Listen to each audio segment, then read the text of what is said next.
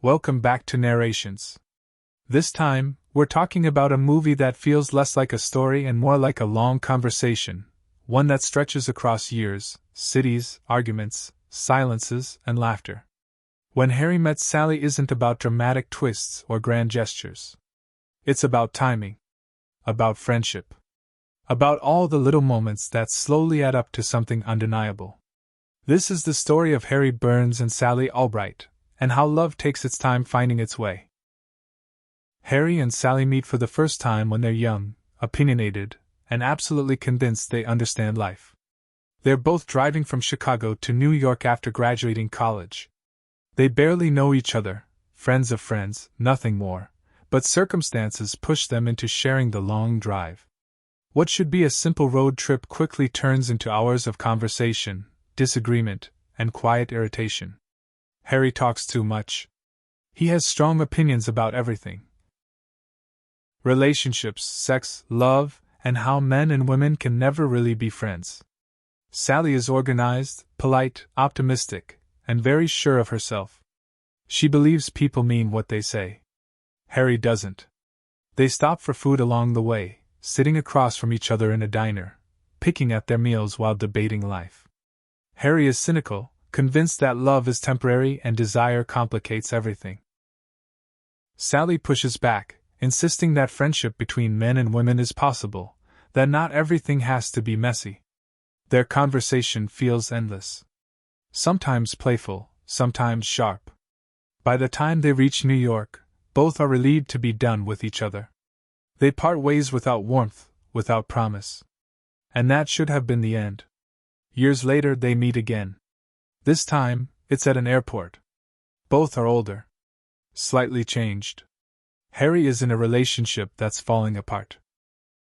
Sally is engaged and glowing with certainty. Their reunion is awkward but familiar, like running into someone who remembers a version of you that no longer exists. They talk briefly, exchange surface-level updates, and move on again, convinced, once more, that they don't belong in each other's lives. But life has a way of circling back. Another few years pass. Now Harry and Sally meet again, this time by chance, in a bookstore. They're both single. Both a little worn down by relationships that didn't turn out the way they hoped. The conversation feels different now. Softer. More honest. They decide to walk together. That walk turns into coffee. Coffee turns into conversation. Conversation turns into something unexpected, comfort. They begin spending time together regularly. Not as potential partners, but as friends. Very deliberately, just friends. They talk on the phone late at night. They walk through New York streets together. They share meals, movies, jokes, complaints. They argue playfully. They challenge each other. They listen. Sally is particular about everything. How she orders food, how she organizes her life, how she approaches emotions. Harry teases her relentlessly, but there's affection behind it now. Sally rolls her eyes, but she smiles more often than she lets on. Harry starts dating again. Sally listens, offers advice, tries not to care too much. Sally starts dating again. Harry listens too, but with sharper opinions and unasked for commentary. He pretends he's detached. He isn't. There's a rhythm to their friendship that feels natural, easy, and safe. They support each other through disappointments and quiet nights. They become each other's constant. One afternoon, sitting in a crowded deli, Sally talks about relationships and expectations.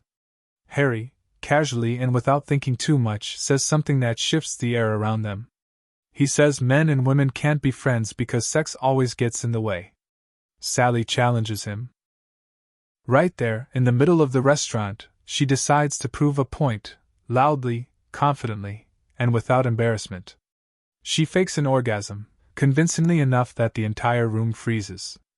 People stare. Harry panics. Sally finishes calmly, making her point clear. An older woman nearby leans over and says she'll have what Sally's having. They laugh, hard, uncontrollably, the kind of laughter that bonds people instantly. Moments like this define their friendship. Not romance, not longing, just shared experiences that feel personal and unforgettable. Seasons change. Autumn arrives in New York, and Harry and Sally walk through parks covered in orange leaves. They talk about loneliness, about expectations, about how life rarely turns out the way you imagine in your 20s. Sally admits she's scared she'll end up alone. Harry jokes it away, but the fear hits close to home. They attend weddings together, comfort each other after breakups, call each other late at night when sleep won't come. They become the first person the other thinks of, without ever saying why. But something is shifting. Harry grows more aware of Sally, not just as a friend, but as a woman. He notices her laughter, the way she listens, the way she understands him better than anyone else. Sally notices it too, the way Harry shows up, the way he stays, the way he knows her routines and moods without asking.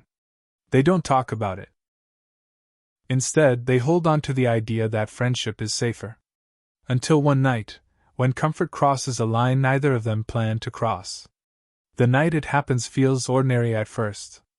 Harry and Sally are together in Sally's apartment, surrounded by the quiet familiarity they built over years. It's late. They're comfortable.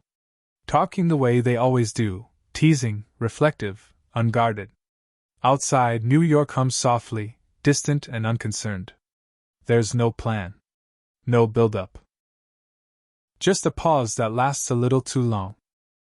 They look at each other differently, not as friends filling silence, but as two people suddenly aware of how close they've been all along. One moment of hesitation. One step forward. And then they cross the line they promised they never would. The morning after is awkward in the gentlest way. They lie in bed, unsure how to behave, unsure what this means. Sally wants to talk. Harry jokes. Sally pushes. Harry deflects. They both pretend it can be simple. It isn't. Almost immediately, something shifts between them, not dramatically, but noticeably. Conversations feel strained. Jokes don't land the same way. The ease they once had is gone, replaced by uncertainty. Sally wants clarity. She wants to know what that night meant. Harry says it was a mistake. He doesn't mean it cruelly. He means it defensively. The words slip out before he understands how deeply they'll hurt. Sally is devastated. Not because of the sex, but because of what it represented to her. To Sally, that night wasn't an accident. It was the natural result of years of closeness, trust, and emotional intimacy. To hear Harry dismiss it so easily feels like rejection all over again. They stop talking. The silence between them is heavier than any argument they've ever had. Time passes, but the absence lingers. They attend the same social circles, the same weddings, the same gatherings, but no longer together. Friends notice. The dynamic has broken, and no one knows how to fix it. Harry tries dating again, but it feels empty. Every conversation reminds him of Sally. Every shared laugh feels like a comparison he can't escape. Sally throws herself into routine. She keeps busy. Smiles when she's supposed to. But there's a quiet sadness beneath it all, the kind that comes from losing your best friend, not just a potential partner. Then New Year's Eve approaches. The city prepares to celebrate. People make plans, pair up, look forward to fresh starts. Harry hates New Year's Eve. It reminds him of everything he's done wrong. As the night unfolds, Harry attends a party, surrounded by noise and laughter that feel meaningless. He watches couples dance, friends toast, strangers count down to midnight, and suddenly, painfully, he understands something he's been avoiding.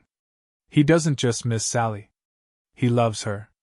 Not in a dramatic, sweeping way, but in the quiet, everyday sense.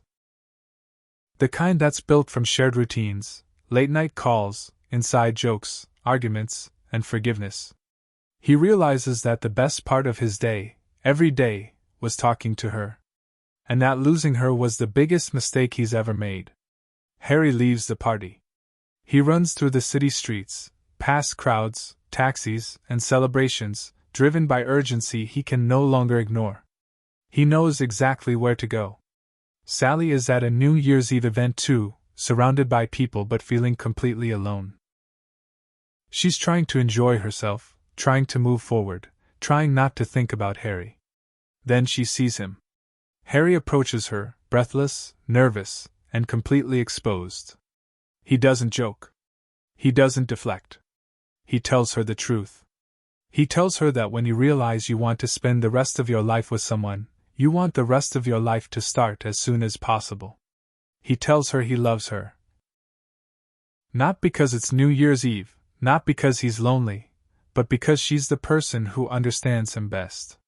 Sally listens, guarded but hopeful. She challenges him, asks why it took him so long to figure it out. Harry admits that he was scared. That he didn't want to lose what they had, and in trying to protect it, he nearly destroyed it. The countdown begins. As midnight approaches, Sally makes a choice. She forgives him. They kiss as the new year begins. Not as a perfect ending, but as a beginning rooted in honesty, friendship, and everything they've already survived together. When Harry met Sally is a reminder that love doesn't always arrive loudly.